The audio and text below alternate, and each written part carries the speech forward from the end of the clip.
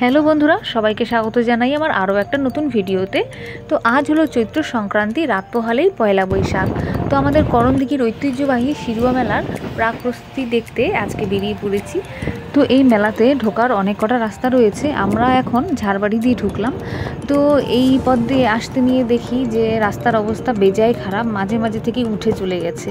তো যাই হোক, মেলার কাছাকাছি চলে এসেছি। দেখতেই পাচ্ছ ছোট গেট মতন, মানে বাঁশের স্ট্রাকচার করেছে, এখনও ঠিকঠাক হয়নি, আর নাগরদোলাও ওখান থেকে দেখা যাচ্ছিল।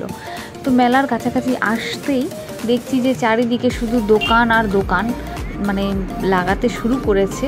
আর এই যে এটা হলো পীরের মাজার, চারিদিকে প্রচুর খাবারের দোকান লেগেছে, আর চারিদিক থেকে সুন্দর সুন্দর খাবারের গন্ধ নাকে আসছিল। তো এখন খাবারের দিকে মন না দিয়ে আগে আমাদের মূল আকর্ষণ কর্ণরাজার পুকুরটা দেখতে যাব। তো দেখতেই পাচ্ছ বিভিন্ন রকমের রাইডগুলো কিন্তু এই দিকটাতে রয়েছে। আর বলো তো, এটা কি কার রেস আর বাইক রেস যে হয়, সেটাই কিন্তু এর ভেতরে হবে। তো আমরা এই যে পুকুরের কাছে চলে এসেছি, এটা হলো শিব মন্দির, মন্দিরে পরে আসব। আর এই হলো সেই আমাদের কর্ণরাজার পুকুর, লেখা রয়েছে ওইখানে দেখো আই লাভ করণদিঘি, আর নিচে লেখা রয়েছে কর্ণরাজার পুকুর। তো লেখাটা ভীষণ ছোটোর জন্য দূর থেকে ভালোভাবে বোঝা যাচ্ছিল না। আর পুকুরের মধ্যে এই যে দড়িটা দেওয়া হলুদ রঙের, হয়তো তার ওই দিকে মানে জলটা গভীর, সেটা বোঝানোর জন্য ওটা দেওয়া রয়েছে। আর এই দিকে এক বোন সুস্বাগতম লিখছিল, আর আমাদের বিধায়ক দাদা আর সভাধিপতি বৌদির ছবি আর্ট করছিল।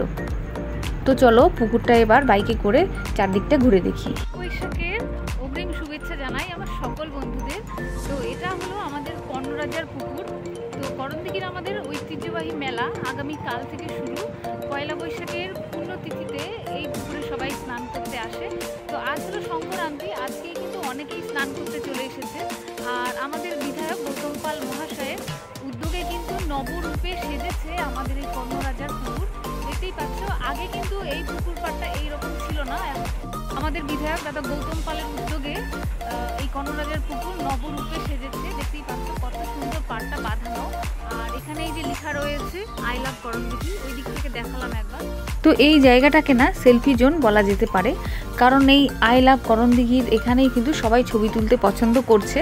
আর ছবি তুলতে তুলতে কেউ যাতে পুকুরের মধ্যে পড়ে না যায়, তার জন্য কিন্তু এই রেলিংটা দেওয়া রয়েছে। যদিও এটা আমি মজা করে বললাম, আসলে বর্তমানে আমরা ছবি তুলতে, রিলস বানাতে সবাই পছন্দ করি, আর সব কিছুই সাবধানতা অবলম্বন করেই করা উচিত। আসলে সবাই যে সাঁতার জানে তেমনটা তো নয়। তো যাই হোক, এই মেলাকে অনেকে শিরুয়া মেলা বলে। আর শিরুয়া একটা রাজবংশী শব্দ, আর সেই শিরুয়া কথার অর্থ হলো স্নানের মেলা। যেহেতু কালকে পয়লা বৈশাখের পুণ্যতিথিতে পুণ্যার্থীরা এই পুকুরে স্নান করবে, তো সেটাকেই কিন্তু রাজবংশী ভাষায় শিরুয়া মেলা বলা হয়ে থাকে। তো চলো এবার পুকুর পাড়টা বাইকে করে এক চক্কর ঘুরে নিলাম। আর এই যে এই শিব মন্দিরে এবার একটু প্রণাম করে আসব। তো এখানে মহাদেবের সাথে সাথে একটা বজরংবলীও আছে। তো এখানে কিন্তু অনেকে অনেক রকম মনোবাসনা নিয়ে আসে, আর তাদের মনোবাসনা পূর্ণ হলে কেউ এখানে হাঁসের ডিম, কেউ হাঁস, কেউ বা পায়রা ভগবানের উদ্দেশ্যে উৎসর্গ করে থাকে। তো এই বনের আর্ট আমার এত ভালো লেগেছে যে আরও একবার দেখতে এসেছি। আর এই দিকে এসে আবার দেখি যে আমাদের বিধায়ক দাদা এলাকার সমস্ত পুরোহিতদের উদ্দেশ্যে পাঞ্জাবি রামাবলী, একটা পঞ্জিকা আর মিষ্টি পয়লা বৈশাখ উপলক্ষে উপহার স্বরূপ তাদের হাতে তুলে দিচ্ছে।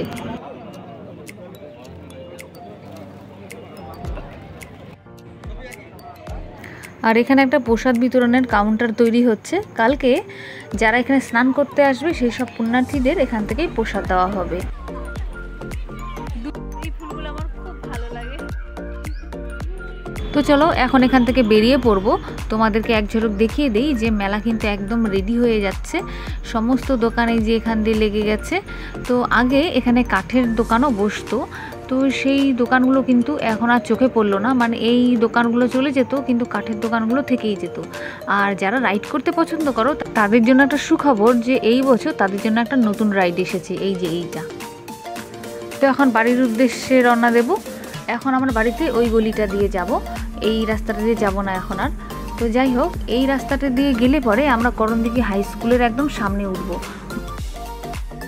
ওই দেখো রোডের উল্টো দিকে করণদিঘি হাই স্কুল, আর এই উল্টো দিকে হলো এই যে গলিটা, আর সামনেই কিন্তু করণদিঘি গার্লস। তো বন্ধুরা, আমার আজকের ভিডিওটা এখানেই শেষ করছি। দেখা হচ্ছে আবারও নতুন কোনো ভিডিওতে। ততক্ষণ সবাই ভালো থেকো, সুস্থ থেকো। আর ভিডিওটা ভালো লেগে থাকলে অবশ্যই লাইক, কমেন্ট, শেয়ার করো। বাই।